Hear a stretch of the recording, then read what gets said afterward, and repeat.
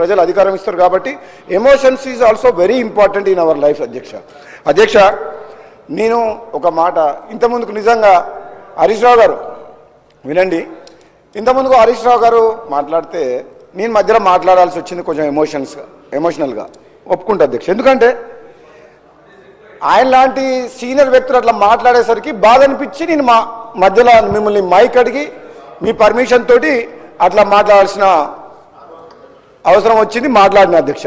కానీ ఒక మాట నేను ఏమంటాను అధ్యక్ష, ఈరోజు నా సబ్జెక్ట్లో ఫస్ట్ దానికి ఏంటంటే మనము హరీష్ రావు గారు మాట్లాడిన తర్వాత నిన్న మదన్ మోహన్ రావు గారు సభ్యుడు మాట్లాడినరు, గతంలో మాట్లాడిన సభ్యులు కొన్ని సందర్భాల్లో రోజు రోజుకు సభ యొక్క హుందాతనం గౌరవం తగ్గుతుంది. కాబట్టి నాకు కూడా కొన్ని ఎమోషన్స్ ఈ తెలంగాణ ప్రజలందరూ కూడా మనం గమనిస్తుండ్రు. కొన్ని చట్టాలు తీసుకొచ్చి ఆ సమస్యల మీద మాట్లాడి వాళ్ళకు న్యాయం జరుగుతుందని చెప్పి వాళ్ళు భావించి మన ఇక్కడ పంపిస్తే మనం సభ్యులం, మనం ఈ భాష ఒక నిమిషం కొంచెం కట్ చేయకు, ఒక నిమిషం ఇది మంచి విను, ఇంత మంచిగా మాట్లాడినప్పుడు ఇది నేనేమంటలేను.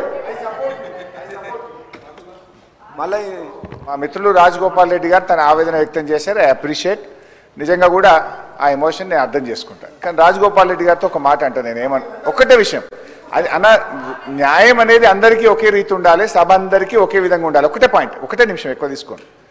ముఖ్యమంత్రి గారు ఇందాక లేచి నేను ఓఆర్ఆర్ రద్దు చేయండి అని నేను అన్నా. ముఖ్యమంత్రి గారు లేచి ఏమన్నాడు, హరీష్ రావు గారు ఎంక్వైరీ చేయమన్నాడు అన్నాడు. నేను అనని మాటను అని ప్రెస్ రిలీజ్ ముఖ్యమంత్రి కార్యాలయంకి కూడా హరీష్ రావు డిమాండ్ మేరకు వేస్తున్నా అని సభను ఈ రాష్ట్రాన్ని తప్పుదో పట్టించడం అది కూడా తప్పే కదా. You rectify that. అంటే నేను అనేది సభలో మాట్లాడేటప్పుడు హుందాతనము, మర్యాదలు, సాంప్రదాయాలు అందరికీ ఈక్వల్గా ఉండాలి. నేను అనని మాటను అన్నట్టు ముఖ్యమంత్రి గారు సభలో చెప్పి బయటకు పోయి ఆయన కార్యాలయంకి వెళ్ళి హరీష్ రావు గారు డిమాండ్ మేరకు వేశాను అని రిలీజ్ చేయడం ఎంతవరకు కరెక్టు? హౌస్ రికార్డ్స్ వెరిఫై చేయండి, హౌస్ ఎడ్జెంట్ చేసి స్పీకర్ గారి దగ్గర రికార్డ్స్ పెట్టండి, వాస్తవాలు తెలుసుకోండి. ఇట్లా మిస్లీడ్ చేయడం ఎవరికి కూడా మంచిది కాదు. అధ్యక్ష, పెద్దలు మాజీ మంత్రివర్యులు హరీష్ రావు గారు ఇందాక ఏదైతే అడిగారో అది నిజం. ఏదైతే చెప్తాను, ఒక టెండర్ రద్దు చేయాలి అంటే, ఒకసారి అగ్రిమెంట్ అయిన టెండర్ రద్దు చేయాలి అంటే ముందు రద్దు చేయమంటున్నారు. రద్దు చేయాలి అంటే దాని మీద విచారణ జరగాలి. విచారణ జరగకుండా ఎలా రద్దు చేస్తారు? ఎప్పుడన్నా భారతదేశ చరిత్రలో ఉందా? ఒక టెండర్ రద్దు చేయాలి అంటే విచారణ చేయాలంటే మీరు ఇండైరెక్ట్గా అడిగింది ఏంది? విచారణ చేసిన తర్వాతనే రద్దు చేయగలుగుతారు, దాంట్లో తప్పులు తేలిన తర్వాతనే రద్దు చేయగలుగుతారు. అది విస్మరించి గౌరవ ముఖ్యమంత్రి గారు ఏదో మాట్లాడారు, ఏదో మీరు రద్దు చేయమన్నమాట నిజం కాదా? దాని అర్థమేంది? విచారణ చేయమని ఒకసారి అగ్రిమెంట్ చేసిన తర్వాత దాన్ని ఎలా రద్దు చేస్తారండి? విజిలెన్స్ ఎంక్వైరీనా, ఇంకొక ఎంక్వైరీనా, ఇంకొక ఎంక్వైరీనా? ఎంక్వైరీ చేయకుండా ఎలా రద్దు చేయగలుగుతారు? గౌరవ వారు చాలా సీనియర్ మోస్ట్ మంత్రి గారు, అనుభవం ఉన్నవారు, వారికి అన్ని విషయాలు తెలుసు. ఒకటి ఏదైనా రద్దు చేయాలి అంటే ఏదో గాలిలో పేపర్ వస్తే రద్దు చేయలేరు. అది గౌరవ మాజీ మంత్రి గారు గమనించాలని కోరుకుంటున్నాను.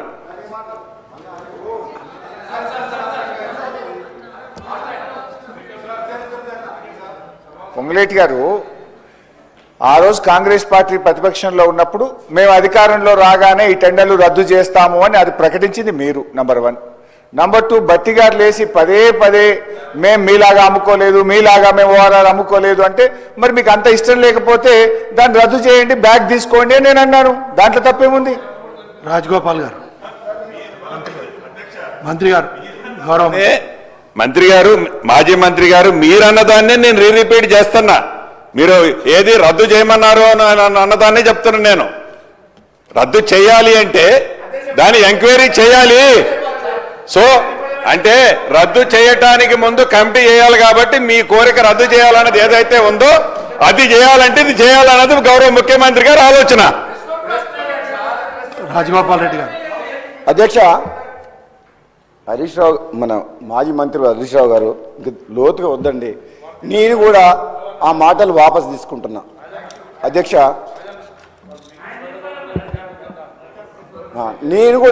నేను అనలేదు, కానీ పక్క సభ్యులు ఎవరో అన్నారని చెప్పి ఆ మాటను తనే ఉచ్చరించి ఆన్ ద రికార్డ్ మైక్లో ఆ వర్డ్ యూజ్ చేసినందుకు నాకు బాధ అనిపించి మాట్లాడినా. మాట్లాడిన సభ్యులు కూడా తరపున కూడా నేను ఆ మాట అనడం తప్పే. నేను ఆ మాటను ఉచ్చరించడం కూడా నేను వాళ్ళని తిట్టలే. ఆ మాట నేను మైక్లో ఉచ్చరించడం కూడా తప్పే కాబట్టి ఆ మాటలు వెనక్కి తీసుకుంటున్నా. ఎందుకంటే అధ్యక్ష, ఇంకా 4 ఏళ్ళ ప్రభుత్వం ఉంది. 1 సంవత్సరం అయిపోయింది, 4 సంవత్సరాలు ఉన్నది, ఇంకా 1 సంవత్సరం అయింది. సినిమా అంటే ఓన్లీ ట్రైలరే. ఇప్పుడే ఇంకా 4 ఏళ్ళు ప్రజలు ఎన్నుకున్న ప్రభుత్వం. మీరు 10 ఏళ్ళ అవకాశం ఇచ్చినప్పుడు మిమ్మల్ని 10 ఏళ్ళు భరించినాం. अकबरुद्दीन भाई साहब, आप है इधर, मैं आपको एक रिक्वेस्ट कर रहा हूं. हम 10 साल వాళ్ళని భరించినాం. వాళ్ళు ఎన్ని చెప్పినా విన్నాం. మా ప్రజాస్వామ్యాన్ని కుంది చేసే విధంగా మా ప్రతిపక్షం లేకుండా చేసినా మేము 6 సభ్యులు మా బట్టి గారి నాయకత్వంలో అవమానాలు భరించి కూడా అక్కడ కూర్చొని తెలంగాణ ప్రజల కోసం అని చెప్పి భరించుకున్నాం. ఆ రోజు మా పదవి తీసుకున్నా, కానీ పోరాటం చేసినాం, ప్రజల గొంతు వినిపించినాం. కానీ 10 ఏళ్ళు అధికారాన్ని అనుభవించి వాళ్లకు ఇచ్చిన మాటలు ఆశలు చూపించి మోసం చేసి ఆఖరికి సర్పంచ్లకు కూడా బిల్లులు ఎగ్గొట్టి రాష్ట్రాన్ని అప్లపాలు చేసిన తర్వాత మాకు తెలంగాణ ఇచ్చిన కాంగ్రెస్ పార్టీని ప్రజలు ఆశీర్వదించి మేము ఇక్కడికి వచ్చి 1 సంవత్సరం కూడా కాలేదు. ఇంత హంగామా చేస్తున్నారంటే అధ్యక్ష, వాళ్ళ హరీష్ రావు గారు ఆ భాష మాట్లాడొద్దు. వాళ్ళు రోజు ఒక డ్రెస్ వేసుకొని నిరసన చెప్తున్నారు. ఏం మునిగిపోయింది అధ్యక్ష? మేమన్నా స్కామ్స్లు ఉన్నామా? మేము మంచి పనులు చేస్తున్నాము. ఆగం చేసిన తెలంగాణని ఆర్థిక మంత్రి మా బట్టి గారి నాయకత్వంలో, ముఖ్యమంత్రి గారి నాయకత్వంలో గాడిలో పెడుతున్నాం. మేము అప్పులు చేస్తామని హరీష్ రావు గారు అంటుండ్రు. మీరు 4 ఏళ్ళని ఇంకెన్ని అప్పులు చేస్తారు అంటుండ్రు. మేము అప్పులు మీలాగా అనవసరంగా ప్రాజెక్టుల పేరు మీద అనవసరంగా Yadadri power plant, Kaleshwaram project, కాంట్రాక్టర్ల కోసం, కమిషన్ల కోసం మేము అప్పు చేయము. మేము ఎందుకు అప్పు చేస్తాం అధ్యక్ష? ఈ సంవత్సరం బట్టి గారు పదే బట్టి విక్రమార్క గారు మీకు 100 టైమ్స్ చెప్పారు అధ్యక్ష. మళ్ళీ చెప్తున్నాం, మీరు చేసిన అప్పులకు మిత్తి కట్టాలి, అసలు కట్టాలి. అసంపూర్తిగా ఉన్న ప్రాజెక్టులని కంప్లీట్ చేయాలి. మీరు బడి పిల్లలను గాలికి వదిలేసిండ్రు. విద్య వైద్యం విషయంలో పేదలను గాలికి వదిలేసిండ్రు. వాళ్ళందరికీ ఇప్పుడు మీకు బడులు కట్టాలి, హాస్పిటల్స్ కట్టాలి, వాళ్ళకు మీరు సేవ చేయాలి, మంచి పనులు చేయాలి. దానికోసం అప్పు చేస్తాం. కానీ కాంట్రాక్టర్ల కోసం, కమిషన్ల కోసం అనాలోచితంగా అవసరం లేకుండా ఈ కాంగ్రెస్ పార్టీ ప్రభుత్వం అప్పు చేయదు. ఇది జాతీయ పార్టీ, తెలంగాణ ఇచ్చిన పార్టీ. ఒక వ్యక్తి అనుకుంటే నిర్ణయం తీసుకొని ఏది పడితే ప్రాజెక్టు, యాదాద్రి పవర్ ప్లాంట్ వద్దు అన్నా, తక్కువ ధరకే కరెంటు దొరుకుతుంది అన్నా, ఎక్కువ ధరకు మిత్తికి ఇంట్రెస్ట్ తీసుకొచ్చి 40,000 కోట్ల ప్రాజెక్టు కడితే ఈరోజు 9 రూపాయలు 8 రూపాయలు యూనిట్కి పడుతుంది. బయట మార్కెట్లో తక్కువకు దొరుకుతుంది. అసలు కాళేశ్వరం ప్రాజెక్టు చాలా కాస్ట్లీ వాటర్. అది కాస్ట్లీ వాటర్. ఇంత ప్రపంచంలో కాస్ట్లీ వాటర్ ఏదంటే పిరమైన నీళ్ళు ఏదంటే కాళేశ్వరం నీళ్ళు. అనవసరంగా 3 లిఫ్ట్లు పెట్టి గ్రావిటీ ద్వారా వచ్చే తుమ్మినట్టుని కాదని 3 లిఫ్ట్లు పెట్టి కూలిపోయే ప్రాజెక్టు కట్టి అప్పు చేసిండు. మరి అప్పుల కుప్ప చేసిన రాష్ట్రాన్ని బాగుపరుస్తున్నాం. మళ్ళా చెప్తున్నా అంటే కితనే బార్ బోల్తే అంటాడు అక్బర్ भाई, हमारे को दुख है भाई, हम तेलंगाना हैदराबाद स्टेट के साथ तेलंगाना क्यों दिया बोले तो ये रिच स्टेट है, అప్పు करने का जरूरत ये स्टेट को नहीं है. మేమే 10 రాష్ట్రాలకు అప్పు చేయాల్సిన పరిస్థితిలో ఉండాల్సిన రాష్ట్రాన్ని వీళ్ళు చేసిన తప్పుల వల్ల అప్పుల పాలైంది. ఆ బాధ మాకుంది. కాబట్టి ఎన్నిసార్లు వాళ్ళు మాకు అడ్డంకులు సృష్టించినా అన్నిసార్లు ప్రజలకు ఈ సభ ద్వారా, మీ ద్వారా తెలంగాణ ప్రజలకు చెప్పాల్సిన బాధ్యత మా మీద ఉంది. కాబట్టి మేము మళ్ళీ పెడుతున్నాం ఇదే చర్చ. మీరెప్పుడు ఎన్నిసార్లు అడ్డంకులు సృష్టించినా తెలంగాణ ప్రజలకు నిజాలు, నగ్న సత్యాలు, మీరు చేసిన నిర్వాహకం గురించి చెప్పాల్సిన బాధ్యత మా మీద ఉంది. దాంతోపాటు దాన్ని గాడిలో పెట్టాల్సిన బాధ్యత కూడా ఈ ప్రభుత్వం మీద ఉన్నది. ఈరోజు బట్టి గారి నాయకత్వంలో ఈరోజు ప్రతి పని అధ్యక్ష అనవసరంగా ఉత్తమ్ కుమార్ రెడ్డి గారు చెప్పారు, ప్రాజెక్టులు ప్రయారిటీ తీసుకుంటాము, ఇమీడియట్గా సాగులోకి వచ్చే పనులే చేస్తాము అని చెప్పారు. అంటే అది మంచి పనే కదా. వీళ్ళు కడితే బలమూరు రంగారెడ్డి కట్టిండ్రు, అప్పు తెచ్చిన పైసలు, దానికి ఇంతవరకు ఎన్జీటీ క్లియరెన్స్ లేదు, సెంట్రల్ వాటర్ కమిషన్ లేదు, ఏమి అప్రూవల్ లేకుండా కేవలం రాజకీయ ప్రయోజనాల కోసం ప్రాజెక్ట్ స్టార్ట్ చేసిండ్రు. మా డిండి లిఫ్ట్ ఇరిగేషన్ స్కీము, దేవరకొండ మునుగోడుకు నీళ్ళు రావాలంటే హెడ్ వర్క్ స్టార్ట్ చేయాలి, పైన టనల్. ఎక్కడికి వెళ్ళి దేవాలో డిసైడ్ చేయలే. కానీ ఇక్కడ రిజర్వాయర్ల పేరు మీద 5,000 కోట్ల రూపాయలు మిత్తికి తీసుకొచ్చిన పైసలు ఖర్చు పెట్టిండ్రు. రిజర్వాయర్లు అయిపోయినాయి, కాలువలు అక్కడి నుంచి నీళ్ళు రాలే. ఇక మీరు ఏమనాలి? 5,000 కోట్లకు మిత్తి ఎట్లా కడుతున్నాం? 5,000 20,000 కోట్లు అయింది. అధ్యక్ష, మామూలుగానైతే నేను చదువుకున్న వ్యక్తిని, అంతకుముందుకు నాకు ఎక్స్పీరియన్స్ తోటి ఈ ఇరిగేషన్ ప్రాజెక్టులు కానీ రోడ్లు కానీ కరెంట్ విషయంలో ఎక్స్పీరియన్స్ ఉంది. నేను 2018లో ఎమ్మెల్యే ఉన్నప్పుడు మా సభ్యులను తీసుకుపోయారు. మాకు ప్రతిపక్షం ఉంటే కనీసం మాట్లాడేటోళ్ళం 18 మంది. మా గొంతు నొక్కేసి ప్రతిపక్షం లేకుండా చేసారు. మేము 6 మేము మాట్లాడనీయలేదు. మమ్మల్ని మా గొంతు వినిపించుకో, మా సలహా తీసుకోలేదు, మా సూచనలు తీసుకోలేదు, మా లెక్క చేయలేదు. ఎక్కువ మాట్లాడి తీసుకో బయట పడేసిండ్రు. నిర్వాహకం జరిగింది. పోనీ మేము మాట్లాడలేదు. పోనీ హరీష్ రావు, కేటీఆర్, ఇంకో మంత్రులు ఆనాడు ముఖ్యమంత్రి ఈనాడు ప్రతిపక్ష నాయకుడికి చెప్పే దమ్ము ఇలాకుందా? ఆయన కుసమ్మంటే కుసో, లెమ్మంటే లే. కాళేశ్వరం డిజైన్ అయినా ఆయనే, కాళేశ్వరం ప్రాజెక్ట్ అయినా ఆయనే, యాదాద్రి పవర్ పాయింట్ పెట్టాలనే నిర్ణయం ఆయనదే. ఆయన ఒక్కడు నిర్ణయాలు తీసుకుంటూ 10 మందితో ఆలోచించి నిర్ణయాలు తీసుకుంటే ఈరోజు ఈ రాష్ట్ర పరిస్థితి ఇట్లా ఉండేది కాదు, ఈ రాష్ట్రం ఆగమయ్యేది కాదు, మనందరం బాధపడే వాళ్ళం కాదు. ఆయన వినడు అధ్యక్ష. మీ అందుకనే అన్న హరీష్ రావు గారు మీకు కోపం వస్తుండొచ్చు. అప్పు చేసిన ఆయన, ఆగం చేసిన ఆయనేమో ప్రతిపక్ష నాయకుని హోదాలో ఫామ్ హౌస్లో ఉన్నాడు. వీళ్ళందరేమో మాకేం సహకరిస్తలేరు. మాకు సహకరించండి. పోనీ ఆయన తప్పులు చేసిండు, ఆయన తప్పులు చేసిందని మేము చక్కదిద్దుతున్నాం. ఆయన పెద్ద మనిషి రానన్నాడు, కనీసం మీరన్నా సహకరించండి, మేము మంచి పనులు చేస్తాం. ఇదేందండి? ఇది మాకు బాగా అనిపిస్తుంది అధ్యక్ష. ఆవేదన అధ్యక్ష. ఈరోజు తెలంగాణ రాష్ట్ర ప్రజలు నమ్మకంతో మాకు అధికారం ఇచ్చిండ్రు. రాష్ట్ర ప్రభుత్వం బ్రహ్మాండంగా, నిజాయితీగా, నిష్పక్షపాతంగా, పారదర్శకంగా వాళ్ళు తీసుకున్నారు అధ్యక్ష నిర్ణయాలు. కాంగ్రెస్ పార్టీలా ఒక వ్యక్తి చేతులు ఉండదు. మంత్రివర్గం, ముఖ్యమంత్రి గారు అందరూ కలిసి కూలంకషంగా చర్చించి అఖిలపక్ష వాళ్ళని సంప్రదించి ఏ నిర్ణయం తీసుకోవాలో 1కి 100 సార్లు ఆలోచించి నిర్ణయాలు తీసుకుంటారు. అది కాంగ్రెస్ పార్టీ ప్రభుత్వం. అది మీరు చేయలేరు ఆ పని, మేము చేస్తాం ఆ పని.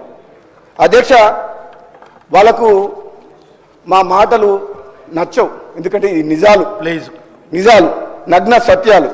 అధ్యక్ష, యాదాద్రి పవర్ ప్లాంట్ కానీ, కాళేశ్వరం కానీ, సీతారామ ప్రాజెక్టు కానీ, ఏదైనా అనవసరంగా ఎస్టిమేటెడ్ కాస్ట్ పెంచి లక్షల కోట్ల రూపాయలు అప్పులు పాలు చేసింది. అది అవును. ఓఆర్ఆర్ విషయంలో పొంగులేటి శ్రీనివాసరెడ్డి గారు క్లారిటీ ఇచ్చిండ్రు. ఎంక్వైరీ చేస్తే మనం ఏదైనా నిజాలు తెలిస్తే రద్దు చేయొచ్చు టెండరు. పెద్ద కుంభకోణం. 30 ఏళ్ళు వచ్చే ఆదాయం వచ్చే ఒక కామధేనువుని అప్పటికప్పుడు రాజకీయాల కోసం, ఓట్ల కోసం అని చెప్పి అప్పటికప్పుడు రైతు రుణమాఫీ చేసేందుకు అమ్ముకున్నారు తక్కువ ధరకు. అదే ఉంటే 2 లక్షల కోట్ల రూపాయల ఆదాయం మనం 30 ఏళ్ళలో మన రాష్ట్ర ప్రభుత్వానికి వస్తుంది. 2 లక్షల కోట్ల రూపాయల ఆదాయం వచ్చే ఔటర్ రింగ్ రోడ్ ప్రాజెక్ట్ని వాళ్ళు 7,000 కోట్లకే తప్పుడు ఆదాయం చూపించి, తప్పుడు ఖర్చు చూపించి, ఆ నిర్వహణ ఖర్చు ఎక్కువైతుంది, ఇన్కమ్ తక్కువైతుందని చెప్పి ఎవరో బాంబే పార్టీకి, మహారాష్ట్ర వ్యక్తికి చీకటి ఒప్పందం చేసుకుని అమ్మేసింది. ఈరోజు అది బయటకు వస్తుంది తప్పకుండా. ఏ విషయమైనా నిజం నిప్పు లాంటిది, అన్ని బయటకు వస్తాయి అధ్యక్ష. అదేవిధంగా అధ్యక్ష, హరీష్ రావు గారు అయితే మళ్ళీ మాట్లాడతాడు. నీ మాట్లాడిన తర్వాత ఆయన మాట్లాడిన మళ్ళీ చమత్కారం అయిపోయింది అధ్యక్ష. 5 minutes 2 minutes అంతే. ఎందుకంటే గతంలో చెప్పినా మళ్ళీ చెప్తున్నా, కేసీఆర్ కుటుంబ సభ్యులు ఎవరైనా సరే మాటల్లో వాళ్ళు మించిన వాళ్ళు ఎవరు లేరు. మాటల్లో చిత్రవుతుంది. హరీష్ రావు గారు, కేటీఆర్ గారు ఎందుకో భగవంతుడు వాళ్ళకి అట్లా ఇచ్చిండు బ్రాండ్. అబద్ధాలు కాదు, అబద్ధాలను నిజంగా చూపించడం కూడా హరీష్ రావు గారు చెప్పగలుగుతారు. హరీష్ రావు గారు ఎటువంటి మనిషి అంటే మోస్ట్ క్యాపబుల్ పర్సన్. ఎందుకంటే ఆయన ఎందుకు మెచ్చుకుంటున్నా అంటే అలా మాట జగదాడు అధ్యక్ష.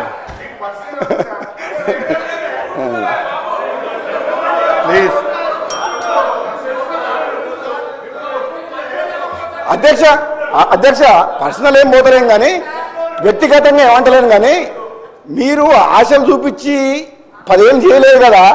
ఈ కాంగ్రెస్ పార్టీ అభయహస్తం ఇచ్చి 5 ఏళ్ళనే చేస్తుంది. ఇది అభయహస్తం టైం ఇవ్వండి, మీరు టైం ఇవ్వండి. హరీష్ రావు గారు, మేము కూడా చదువుకున్న వాళ్ళము, తెలంగాణ ఉద్యమంలో ఉన్నాం, పార్లమెంట్ సభ్యునిగా తెలంగాణ కోసం కొట్లాడిన అధ్యక్ష నేను. మాకు కూడా తెలంగాణ అంటే కమిట్మెంట్ ఉంది. మీకు సమయం ఇచ్చినప్పుడు మీరు ఏం చేసిండ్రో ప్రజలు చూసిండ్రు. మాకు అవకాశం వచ్చింది ఇప్పుడిప్పుడే, 1 సంవత్సరం అయింది. 100% ముఖ్యమంత్రి రేవంత్ రెడ్డి గారి నాయకత్వంలో, మా డిప్యూటీ సీఎం భట్టి గారి నాయకత్వంలో, ఉత్తమ్ కుమార్ రెడ్డికి చాలా మంది సీనియర్ పీపుల్ ఉన్నారు అధ్యక్ష. ఇక్కడ మామూలు వాళ్ళు ఎవరు లేరు. మీ దగ్గరనే 1 మ్యాన్ షో. ఇక్కడ అందరం చాలా చదువుకున్న వాళ్ళు. మా మాట భట్టి గారి దగ్గర పోయి మాట్లాడుకునే స్వేచ్ఛ మాకుంది. మా ముఖ్యమంత్రి గారు ఏదైనా నిర్ణయం తీసుకుంటే అట్లా కాదు ఇట్లా అని చెప్పి విద్య విషయంలో, వైద్య విషయంలో, రోడ్ల విషయంలో ఇప్పుడే పోయి ముఖ్యమంత్రి గారిని కలిసి వచ్చిన. ఈ పంచాయతీరాజ్ రోడ్లు గతంలో అప్పుడు ఊర్లకు అధ్యక్ష మనకు బస్సులు ఉండేవి కావు, లారీలు, కార్లు ఉండేవి కావు. 3.75 మీటర్సే ఉండాలి విడుతు పంచాయతీరాజ్ విలేజ్ రోడ్లు, లింక్ రోడ్లు. ముఖ్యమంత్రి గారు చెప్పి కనీసం మినిమం 7 మీటర్స్ ఉండాలి. ఎందుకంటే ఇప్పుడు బస్సులు నడుస్తున్నాయి, ట్రాక్టర్లు నడుస్తున్నాయి, అందరూ ఊళ్ళలో కార్లు కొనుక్కుంటారు. రోడ్ విడుతు చేయాలంటే వెంటనే ఒప్పుకొని రాష్ట్ర వ్యాప్తంగా మొత్తం minimum 7 metres road Panchayati Raj road చేద్దామని చెప్పిండు. నేను పోయి చెప్పొచ్చిన. నాకు అంతమందికి ఉన్న ఎక్స్పీరియన్స్ ఫీల్డ్ నుంచి వచ్చినా కాబట్టి ముఖ్యమంత్రి గారు చెప్తే వెంటనే ఒప్పుకున్నా. అంటే ఈ ప్రభుత్వంలో, కాంగ్రెస్ పార్టీ ప్రభుత్వంలో ముఖ్యమంత్రి గారి దగ్గర పోయి సలహాలు సూచనలు ఇచ్చే స్వేచ్ఛ ఈ కాంగ్రెస్ పార్టీ సభ్యులకు, ప్రతి పౌరునికి, ప్రతిపక్ష పార్టీలకు ఉన్నది. కానీ మీ దగ్గర లేకుండే. నేను 3.5 ఏళ్ళు ఎమ్మెల్యేగా ఉంటే నాకు ఒక్కసారి అపాయింట్మెంట్ చేయలేదు అధ్యక్ష సీఎం. ఎంత బాధాకరం. ఇంకో విషయం చెప్తా అధ్యక్ష, ఇంకొక మాట. ఎంత బాధాకర విషయం అంటే ఈ తెలంగాణ రాష్ట్రంలో నేను సభ్యునిగా ఉన్నా. పోలీసులను పెట్టి బలవంతంగా మా ప్రాజెక్టు కడుతుర్రు. రిజర్వాయర్ ల్యాండ్ అక్విజిషన్ యాక్ట్ కాదని చెప్పి ఏదో 123 జీవో తీసుకొచ్చి రైతులను ఆగమాగం చేసే ప్రాజెక్టు నీళ్ళు కూడా లేవు, అన్ని ఆగమాగం చేసి మున్గోడులో శివనగూడెం రిజర్వాయర్లో పోలీసులను పెట్టి బలవంతంగా రైతులను కాల్ చేపించి ఆ వినతి పత్రం ఇద్దామంటే నాకు అపాయింట్మెంట్ దొరకట్లేదు. అక్కడ ముఖ్యమంత్రి గారు హౌస్కి వచ్చినప్పుడు ముఖ్యమంత్రి గారు డోర్ బయట రిప్రజెంటేషన్ తీసుకొని 1 అవర్ నిలబడ్డా అధ్యక్ష. ఒక సభ్యునిగా ముఖ్యమంత్రి గారు లోపల ఉంటే 1 అవర్ నిలబడితే అక్కడ ఉన్న అటెండర్ అన్నాడు, సార్ నాకు బాధ అనిపిస్తుంది మిమ్మల్ని చూస్తే, నాకు ఏడుపు వస్తుంది సార్, మీరు పోండి సార్ అన్నాడు. లోపలికి వినలే అధ్యక్ష. 3.5 ఏళ్లలో ఒక్కసారి కూడా ప్రజాభవన్లో కానీ అడుగుపెట్టలే అధ్యక్ష. మాకు మేము మెయిల్ త్రూ, లెటర్ త్రూ చెప్తా మీకు. ఆయనకు అవసరం ఉన్నప్పుడు ఒకసారి పిలిపించుకుని నన్ను భట్టి గారిని ఏదో ఒక దళితుల మీద ఆదైనప్పుడు మాకు అపాయింట్మెంట్ కానీ చెప్పుకునే అవకాశం కానీ అది మీ పాలన. అంటే ప్రతిపక్ష సభ్యులను ప్రజలు ఎన్నుకున్న సమస్యలు చెప్తాను కూడా అవకాశం ఇవ్వలేని ప్రభుత్వాన్ని 10 ఏళ్ల పాటు పరిపాలించిన మీరు మాకు నీతులు చెప్తామంటే, మరియమ్మ అనే ఒక మహిళని చనిపోతే, దళిత మహిళ చనిపోతే మదిరకు సంబంధించిన అయితే మోత్కూరులో జరిగింది అది. అయితే నన్ను భట్టి గారు ఫోన్ చేసిండు. భట్టి గారు శ్రీధరబాబు గారు ఫోన్ చేసి మన 6గురిని రమ్మన్నారు. ఒక వినాలి మీరు. ఓ బాబు అధ్యక్ష 5 ఏళ్లలో గత అసెంబ్లీలో మీ కేసీఆర్ గారి ప్రసంగాలు, మీ ప్రసంగాలు గంటల కొద్దీ అక్కడ కూర్చొని విన్నాం. నేను 10 నిమిషాలు మాట్లాడితేనే మీరు తట్టుకోలేకపోతే ఎట్లా? గంటల కొద్ది కేసీఆర్ ప్రసంగాలు మాట్లాడుతుంటే మాకు నీతులు చెప్పేవాడు ఆయన. అసెంబ్లీ సాక్షిగా మేము ఆడ కూర్చుంటే నేను చెప్తున్నా, ఆ రోజు భట్టి గారు ఫోన్ చేసింది అధ్యక్ష, మన ముఖ్యమంత్రి గారు ప్రజాభవన్ రమ్మన్నారు, మీరు రావాలి అన్నారు. అంటే నేను ఇన్నిసార్లు అపాయింట్మెంట్ అడిగి ఇవ్వలేదు సమస్యల గురించి. ఆయనకు అవసరం ఉంది, ఒక ఇష్యూ అవుతుంది, ఒక పెద్ద బర్నింగ్ ఇష్యూ అవుతుందని చెప్పి మమ్మల్ని పిలిపించుకొని హరియమ్మ భట్టి గారు రమ్మంటే భట్టి గారి కోసం అని చెప్పి శ్రీధరబాబు గారు మీరు వచ్చారు కదా, నేను జగ్గారెడ్డి గారు మేము అందరం కలిసిపోయినాం అధ్యక్ష. కానీ ఏనాడు కానీ ఏ సమస్య కానీ సలహా కానీ సభ్యునిగా ఇవ్వలేదు అధ్యక్ష. కానీ అధ్యక్ష అయినా కానీ మాకు బాధలేదు హరీష్ రావు గారు. అధ్యక్ష లాస్ట్ ఒక వర్డ్ చెప్తా. లాస్ట్ మన స్పీకర్ గారు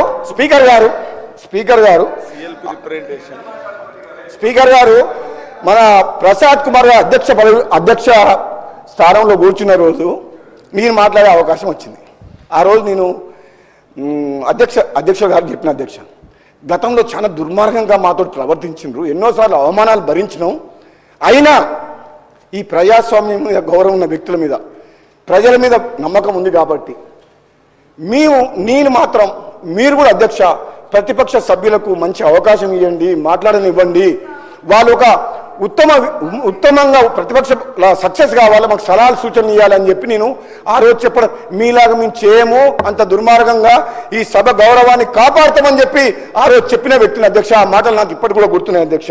అందుకని చెప్తున్నా అధ్యక్ష, ఈరోజు కూడా ఇంతకుముందు మధ్యలో మాట్లాడి ఇప్పుడు మాట్లాడుతున్నా, ఏ విధంగా అప్పులపాలైంది, ఎంత ఆగమైంది అనేది మా సభ్యులు బట్టి విక్రమార్క గారు మా వాళ్ళు అందరు చెప్తారు, చెప్పిండ్రు, ముఖ్యమంత్రి వారు కూడా చెప్పిండ్రు. నేను ఒక్కటి మీకు నేను రిక్వెస్ట్ చేశాను అధ్యక్ష, మీ ద్వారా ప్రతిపక్ష సభ్యుల్ని, ఇంకా ప్రజలు మీరు మీరు మీరు మీరు ఏమేమి మాట్లాడుతున్నారో మీ చేష్టలన్నీ తెలంగాణ ప్రజలందరూ గమనిస్తున్నారు. మీరు ఇంకా దిగజారి ప్రవర్తిస్తే, మీరు ఇంకా ఈ విధంగా अकबरुद्दीन ओवैसी साहब प्लीज एक मिनट एक second 1 minute sir. Congress sir, నేను